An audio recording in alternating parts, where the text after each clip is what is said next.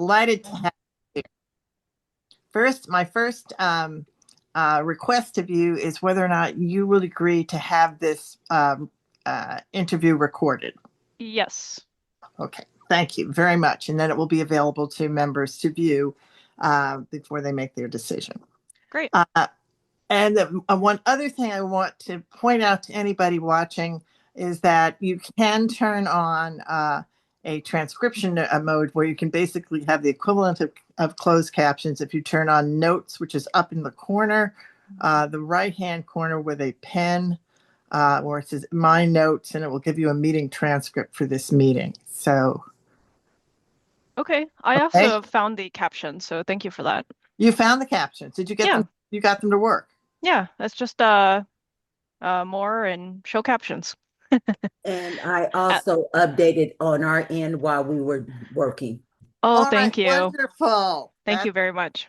Okay, excellent. So there we are. Anyone is welcome to do that, to turn on their captions. The format will be that you'll get an opportunity to do an opening statement for 2 minutes. Then we'll have questions back and forth from us, from me as representing ECDC, and also from Mr. Nye and Ms. Tate representing the Central Committee.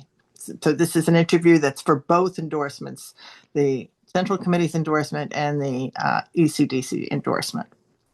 And Sure. so you get to start with your 2 minute introduction. Okay. Is it a strict 2 minutes? Do I get a warning or anything? There'll be a timer up on the screen there, and I'll start whenever you start. Oh, okay. There'll be a timer. Great. Mhm. Okay. Thank you.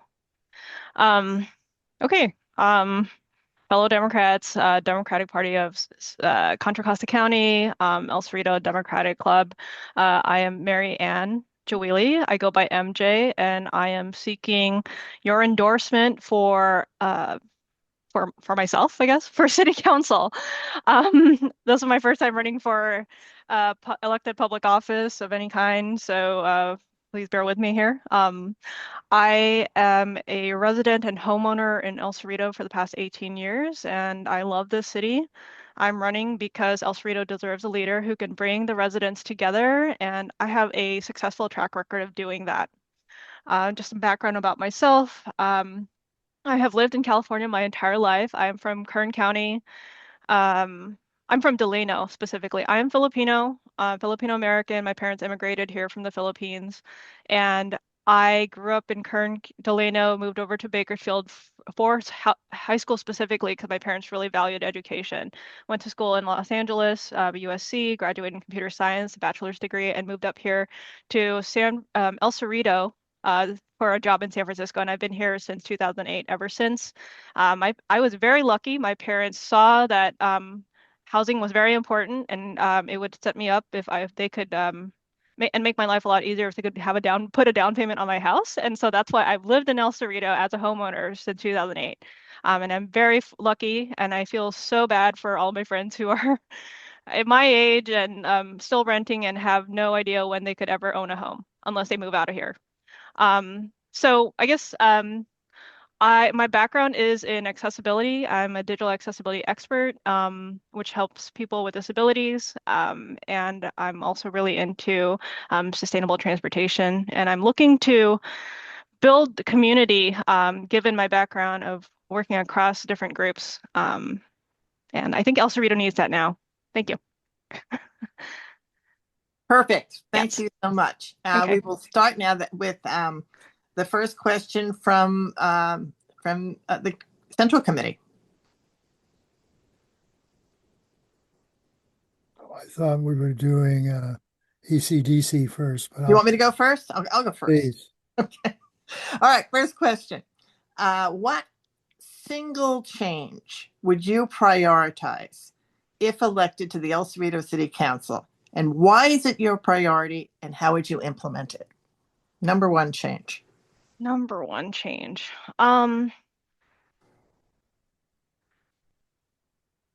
I think my goal is to build community in El Cerrito, and so I think my number one change would be trying to create more opportunities for residents to connect in person in El Cerrito. I think, and how I would go about doing that is by better equipping, like building out third spaces or community centers. And I don't necessarily mean the El Cerrito Community Center, but I just mean like community spaces in general. Um, I think that we just spend way too much time online. It's not helpful. The algorithms are set up to uh, I mean, there's pros and cons, but generally the algorithms are set up to uh, elevate like divisive content. Like it's not showing stuff chronologically. They're showing stuff selectively, and they're only showing stuff that'll really get you fired up. And I don't think a lot of people in El Cerrito feel that way. I've found that and that part of the reason why I'm running is because I had such a great experience when uh, in the past elections for Measure C with the library, for Richmond Street, which I live on.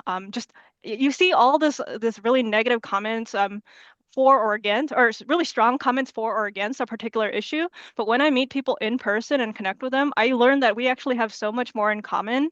And when they talk, and when we inevitably talk about these really divisive issue, they're actually a lot more reasonable in person, and we hear each other out. We're not speaking in all caps, and I know this person. I know that there is a person in front of me that I'm speaking to, and they know that they're speaking to a person, and we can speak more reasonably. And so my idea is focusing on building community through better community space. Oh, there's a timer. Okay, thank you. Yes. Finish up. All right. Well, sorry about that. If I have more time, I'll jump back to it. Great. Thank you. And now to the Central Committee question. Sure. If you cut off your answer in one, you can bank the minute. That's what I'm thinking. Thank you. There you go. Okay. What is the operating budget of the city of El Cerrito? I'm not sure off the top of my head what the operating budget is. Okay, thank you. Okay. You've got And I still have time. So I think I want to talk about I want to Oh. wrap up that last statement, which is I want to build up on third public spaces, such as community centers, of course. Also like green spaces that we have plenty of in El Cerrito. We also have club, what did we have? We have like clubhouses that aren't used a lot of times. I think partly because it costs a lot of money for a lot of groups, and maybe we can make that cheaper, just easier for people to access. The places that we have today, I do want to make just have better equipment. So I do ride my bike quite a bit. We have all these nice places that we say are bike friendly, but we don't have any, for example, any bike repair stations. So if someone has a problem with their bike, then they're out of luck. So I'm providing that as a specific example, but I do want to not just provide like these spaces for people to meet and get together. I do want to make these places actually usable for them and enjoyable for them so that they will want to use it. We're not just putting it out there and checking a box and saying, okay, we have the what the third space is and we can move on. I actually want people to use them and get their feedback. And also, finally, I do want to say it's not just about the public spaces, but also local businesses, which I think are critical for the vitality of any kind of community.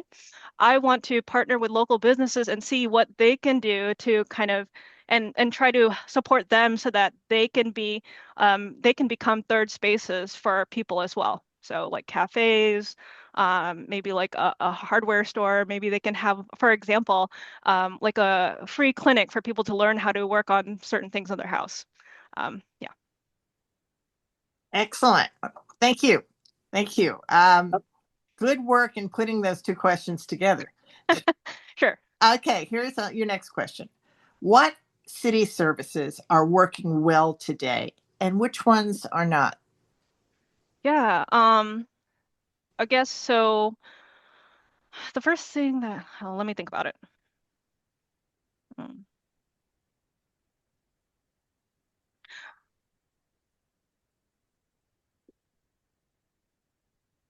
I think the city service that's working really well today is all our efforts towards being a sustainable, like environmentally friendly city. We have lots of different ways for people to um, get rid of their, I guess, trash in a responsible way. Of course, we have regular trash, but we have lots of we have recycling, we have composting, and you can compost basically anything. Read the fine print, but you can compost a lot of different things through our program. I live down the street from this amazing recycling center, which takes even styrofoam and really like rare things, batteries, certain light bulbs that are really hard to deal with, and also like hazardous waste. So I think we do offer a lot there. I think uh, I don't know if this is a program, but I would say one thing that I think we could do better at is just engaging the community.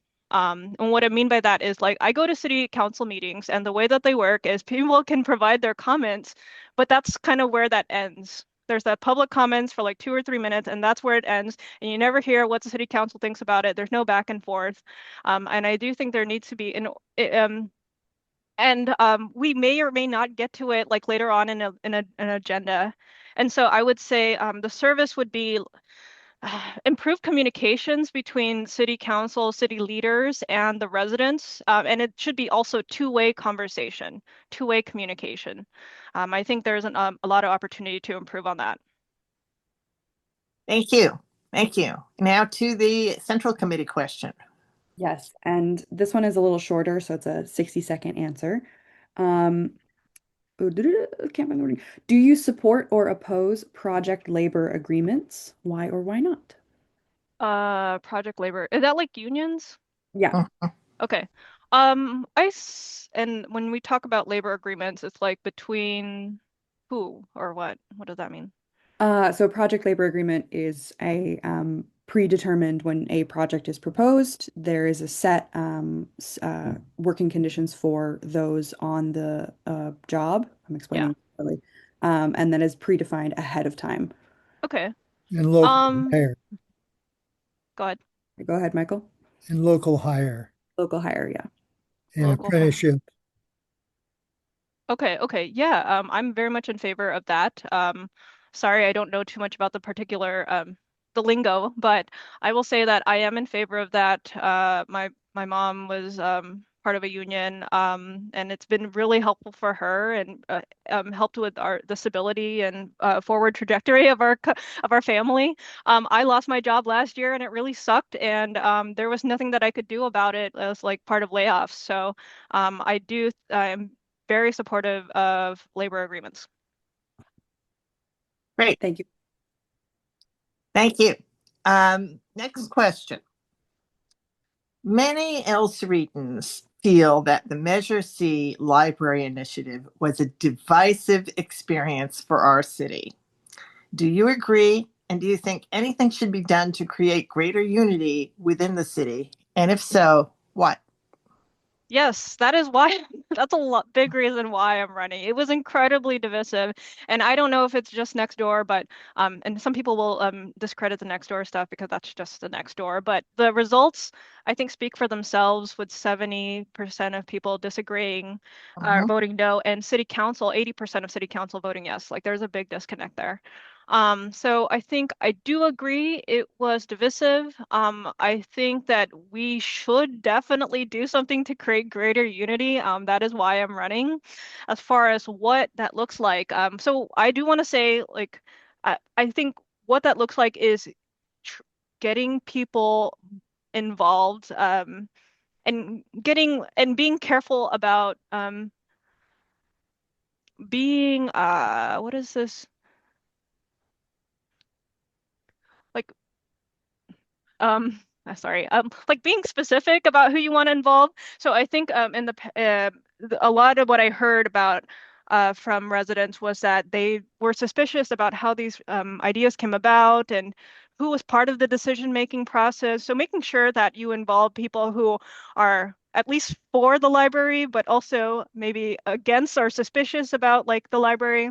So you get a whole range of voices part of that decision-making process. And I think that lends a lot of credibility to whatever final decision you make. You're not always going to satisfy everyone. That is impossible. But at least if we can be deliberate about the decision-making process and include everyone, communicate like the updates on the decisions on those, the updates on those decisions, and the options that you considered when you're figuring out the decisions, like being clear about that and providing that information up front, I think would be really helpful. I would also say there was some information about like, oh, okay, well, I think I'm running. Okay, yeah, Thanks. yeah. Maybe I can get back to it too. Maybe you can. Go ahead. Central Committee? Michael, you're up. Okay. Discrimination is prevalent in today's society, racism, sexism, homophobia, among others. What types of discrimination do you see as prevalent in the El Cerrito city, and what ways would you proceed to counteract them?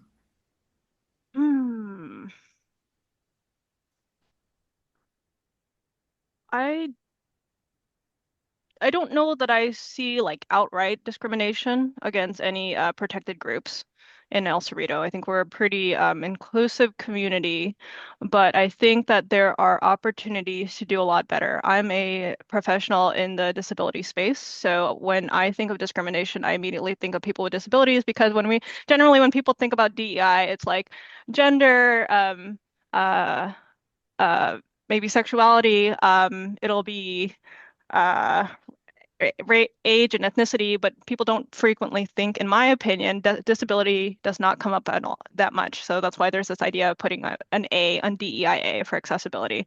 So I would say that, and I think disability is, I just want to make sure, what would I do to proceed to counteract them? I would say that I would establish a committee of people with disabilities, a representative committee of people with disabilities, to ensure that any decision that we make as a city involves the input of people with disabilities. I think this is critical because the disability group is something that any of us, regardless of what group we identify with today, any of us could be part of that disability group at any time.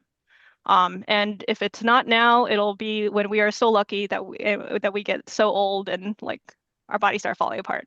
So I would say that I would follow the mantra of people with disabilities, which is nothing about us without us, and to make sure we include them in every step of the process. I also want to, and I would also promote projects such as the transit-oriented development that we have going on in El Cerrito del Norte, El Cerrito Plaza BART. This creates housing that is at public transit areas that as hubs of business and activity and is accessible and affordable, and that's really what will help people with disabilities. Thank you. Here's another one. Do you support the use of flock or any other automatic license plate readers? Why or why not? I do not support the use of flock or any automated license plate reader. Um, I understand how people are coming at it, like it's helps fight crime or helps police do their job, but at what cost? From what I've seen, the information that I've seen, that like a very small minuscule percentage of crime is actually solved with such devices, with such systems. And what we lose with that is just a lot of our uh, American, I guess, based value of privacy. And I also think that, especially in the wrong hands, I'm worried that that information can be abused. I don't particularly feel that way with El Cerrito Police Department. I think we have a very good police department, but I would say that information is just I the benefits of it do not seem worth it to me when considering I guess the downsides of having this information out there in the wrong hands. I also in terms of like, I would prefer like more positive ways of trying to prevent crime or fight crime towards my idea of like building community. I'm for like neighbors getting to know each other, being um, and looking out for each other. Like I don't want to rely on a camera and some police officer looking at this like and that just and then I don't even know my neighbors. I would prefer to know my neighbors and we can keep an eye out for each other. And we call the police if it makes sense. But a lot of times there's not, and it's just trying to, yeah, anyway, okay, thanks. Okay. Thank you. Thank you so much. Michael? Yes, hi, thank you. What kind of jobs would you propose for economic development in El Cerrito? Oh, And okay. what would you do? What would you like to see in businesses in El Cerrito? Yes, great question. I'd like to see, um, I don't know how feasible this is, but um, I would like to see more like office jobs in El Cerrito. Um, restaurants and cafes are nice.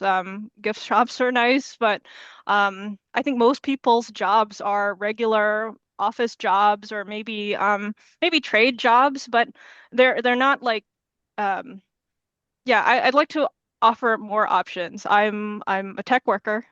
I'm been a tech worker for the past 18 years, and I've always worked in San Francisco. I really wish that I could just work in El Cerrito, and because I don't have to go to San Francisco. Like I work at a computer. So I'd like to see more desk jobs in El Cerrito, more uh, what kind of industries maybe is your question? And so I would say um, I would like to see well, I'd like to see more hmm.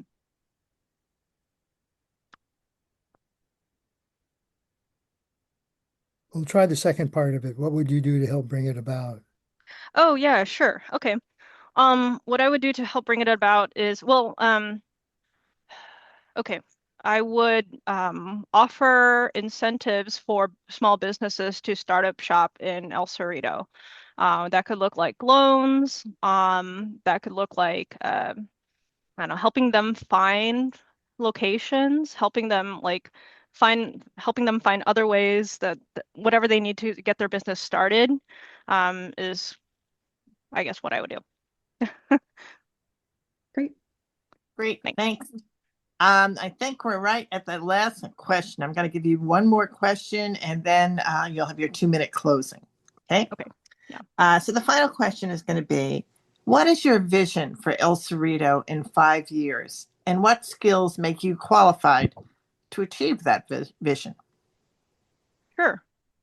My vision for El Cerrito in 5 years is um, uh, a, a thriving, inclusive city where where people really feel like they belong in El Cerrito, that they um, can live the life that they want in El Cerrito. Like they can do it all in El Cerrito.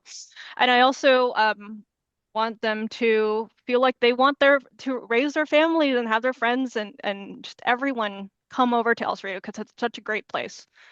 Um, and the skills that I have that make me qualified to achieve that vision, I would say are is that I have a lot of experience listening to people, understanding what matters to them, understanding what their challenges are, taking them seriously, and working with many people, many experts to come up with a solution. And not just like coming up with a solution and throwing it there, but also like trying to see, is it working? I think so. I think the qualities to kind of my quality is that I am a great listener. I am a proactive communicator. I bring people in. I do not work by myself. I collaborate, and I collaborate and I try to make sure that I have experts, people who are knowledgeable about the situation, who can provide, who can help come up with a solution. And I don't just come up with a solution, I do provide it back to whoever we're hoping to help. And I verify that this is actually something that is helping them and not just something that we made up, and who knows if it was actually useful. So there. Thank you. Thank you so much. And now you get to do your 2-minute close. Okay. I do want to say, again, I'm Mary Ann Jawili. I'm running for El Cerrito City Council. I'm looking for your endorsement. I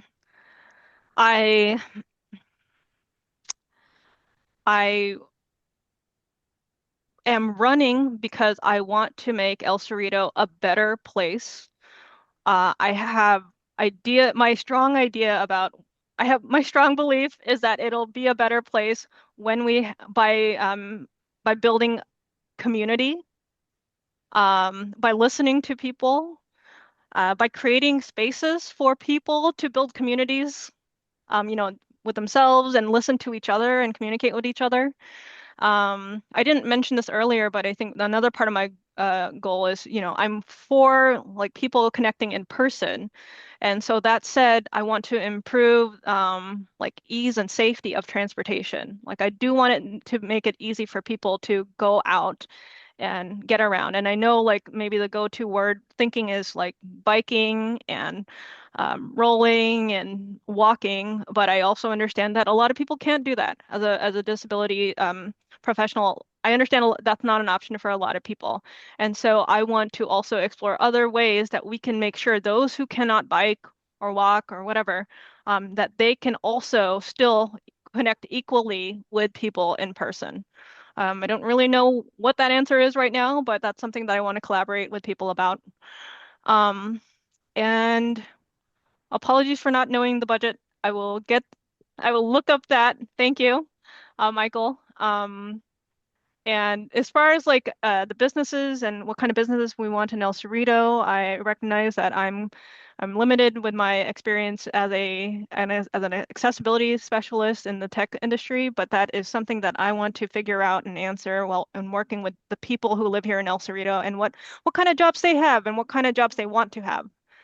So thanks for your consideration. Thank you. Perfectly timed. And thank you for your time this morning. We really appreciate that you came and shared your thoughts with us. We are now going to take our official break. This is the